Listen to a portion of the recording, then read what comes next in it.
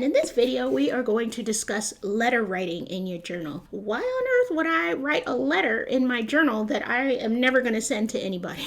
I'm going to tell you why. Hello everyone, welcome to my channel. My name is Alicia Lott, and this video is for you if you like to have a journaling routine that is messy, minimalist, and low budget, and if you like to use journaling for mental health and growth and feelings and stuff. When you write a letter in your journal, the intent is to structure it so that other people understand what the heck you're talking about and to communicate a message to someone else. Versus when you write in your journal, it could be gibberish. It could be you're just writing to get your thoughts and feelings out. It doesn't have to be organized or make any kind of sense to anyone except you. Letter writing is a great way to start an imaginary dialogue with someone else, and they will never read it. They will never know what you said, whether it was something angry or it was something really, really corny. They will never know. So in this video, I'm going to give you several different ideas for writing letters in your journal. And then at the end of the video, I'm going to give you some journaling prompts and send you on your way, and you'll be writing all sorts of letters in your journal. Are you still thinking about a bad situation in your past? Are you reliving trauma from your childhood? Are you thinking about that one mistake you made 10 years ago and you're ready to forgive yourself for it? Or are you really proud of yourself for something that you did in your past and you'd like to express your gratitude? For all of those things, you can try writing a letter to your past self. This is a great way to either express gratitude to your past self or forgiveness for maybe something that you've done in the past or something that you've experienced that you internalized. This is a way of being able to talk to your past self and just say, hey, I understand where you were coming from and I forgive you and I offer you support. And if you're writing a letter about a really painful situation in your life, just remember to take it slowly, make sure that you are breathing, that you are taking care of yourself. You don't have to finish the entire letter all in one go. You can come back to it at a later point. Go ahead and close your journal and then come back to it later. And then once you've written a letter to your past self, then you can write a letter to yourself in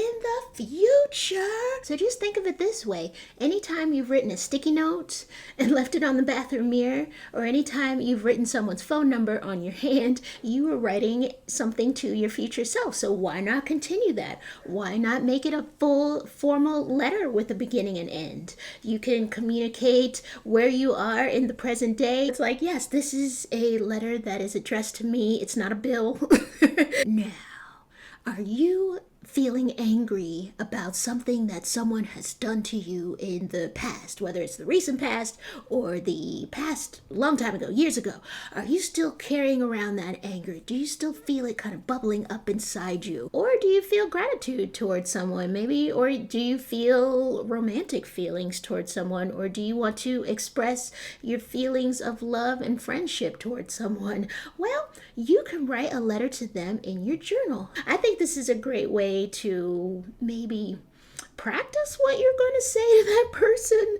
I'm an introvert. I don't like to always, I like to think about what I'm going to say to people, and even after I think about it, sometimes I say things that end up hurting someone's feelings. But the point is that I do like to take a moment and really ponder what I'm going to say. So letter writing to a person is a really great way to do that, because it's like, yes, again, you're organizing your thoughts, you're getting out exactly what it is you want to express to that other person, but it's kind of the first draft, and then you just keep it to yourself, and then you think about it, and then you come back and you say, okay, I really did want to say that, but maybe I can say it in a nicer way. Or maybe I can say this so that I don't sound like a stalker or whatever.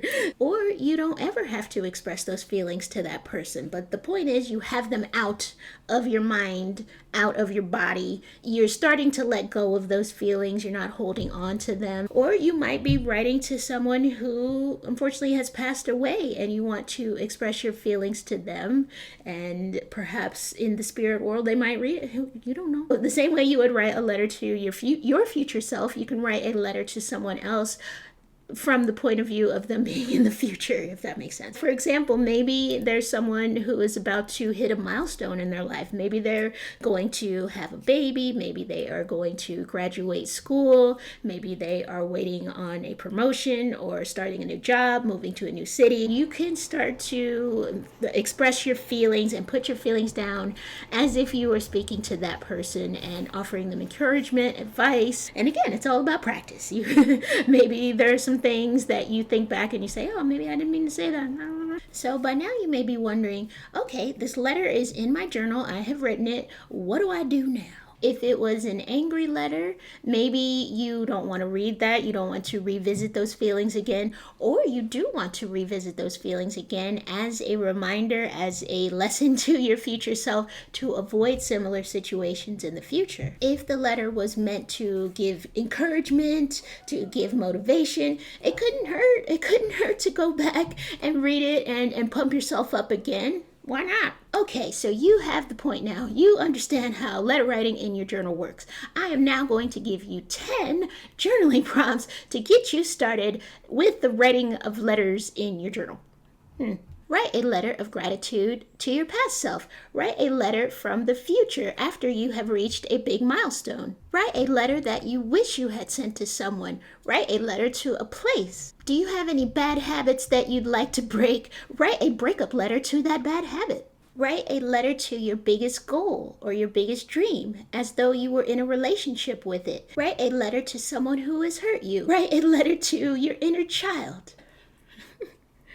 Write a letter of permission. Ooh, how many do I have? I lost count with my fingers. Write a letter of permission to yourself. Write a letter to an underrated part of yourself as though it were a fan letter. Write a letter from the point of view of something that you're afraid of. Write it from the point of view of a fear that you have. Maybe you're afraid of spiders. You could write the letter as though you were a big creepy crawly spider. Okay, that is the end of this video. I thank you so much for joining me. As always, I hope this was helpful to you to get you started with writing letters in your journal. I hope it goes well for you. Leave me a comment down below and let me know how this journaling technique works out for you. I hope to see you again in my next video. This coming Sunday, I have a video if you are a bullet journaler and you like to plan your week out. Come plan with me. I do this every Sunday. We can plan together, and I hope you have a wonderful rest of your week. Bye.